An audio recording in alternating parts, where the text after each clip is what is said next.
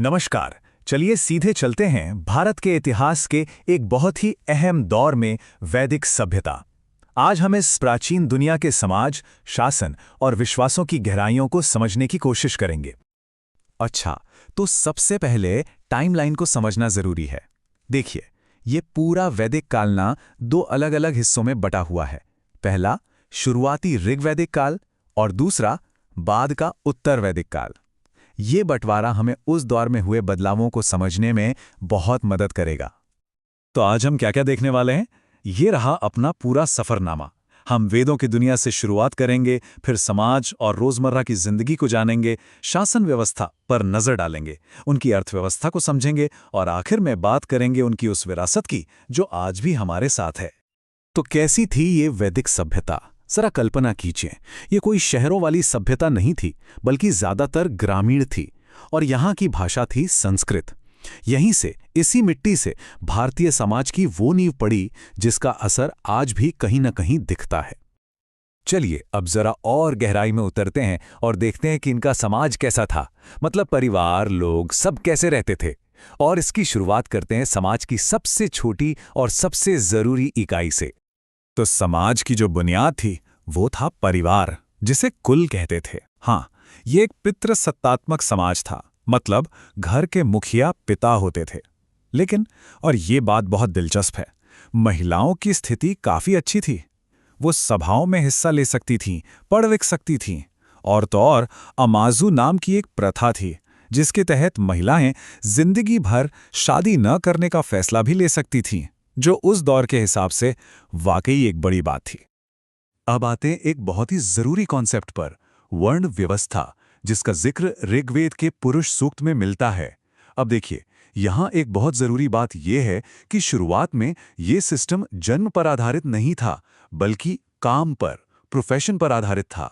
समाज 4 हिस्सों में बटा था। ब्राह्मण, जो पूजा पाठ और शिक्षा का काम करते थे। क्षत्रिय, जो योद्धा और शासक थे।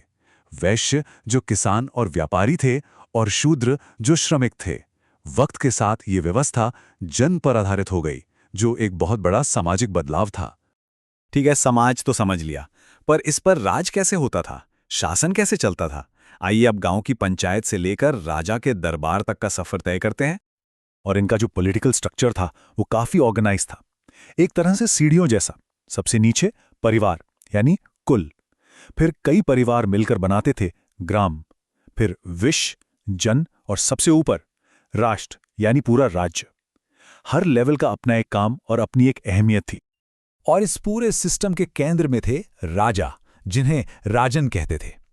लेकिन ऐसा नहीं है कि राजा अपनी मनमानी कर सकते थे। नहीं, उन पर नजर रखने के लिए, उन्हें सलाह देने के लिए 2 बहुत जरूरी संस्थाएं थीं।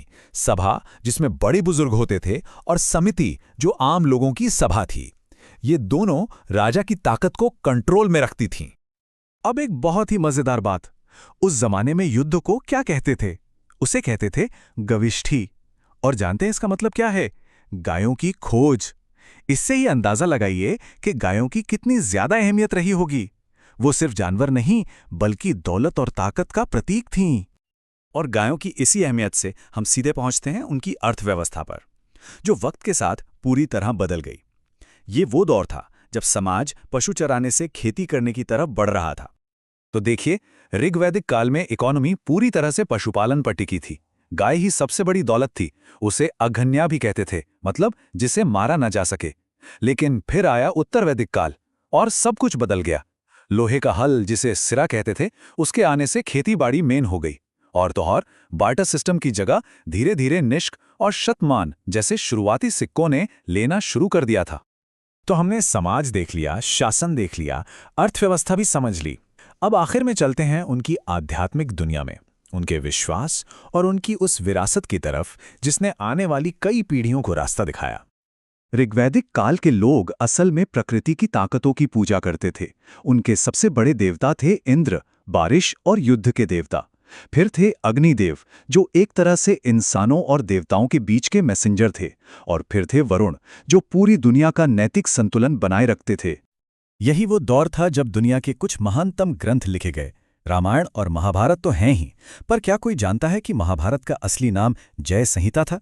जी हां, और आज भी जो हम गायत्री मंत्र सुनते हैं वो भी ऋग्वेद से ही लिया गया है। और उपनिषद वो तो खैर दर्शन का खजाना है। सत्यमेव जयते, यानी सत्य की ही हमेशा जीत होती है। यह सिर्फ शब्द नहीं, एक एहसास है जो आज भी गूंजता है। ये भारत का राष्ट्रीय आदर्श वाक्य है और इसकी जड़ें कहाँ हैं? सीधे वैदिक काल के मुंडक उपनिषद में। सोचिए, हजारों साल पुराना एक विचार आज भी हमारे देश की पहचान का हिस्सा है। ये है अतीत और वर्तमान का सबसे खूबसूरत कनेक्शन। एक और विरासत जो आज तक चली आ रही है वो है गोत्र सिस्टम।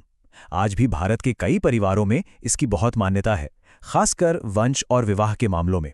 और इसकी शुरुआत भी उत्तर वैदिक काल में ही हुई थी। तो आखिर में सवाल यही उठता है, इस महान प्राचीन सभ्यता की कौन सी विरासत आज हमारे जीवन पर सबसे ज्यादा असर डालती है? इसके विचार, इसकी कहानियां, इसका सामाजिक ढांचा क्या है जो आज भी हमारे साथ है?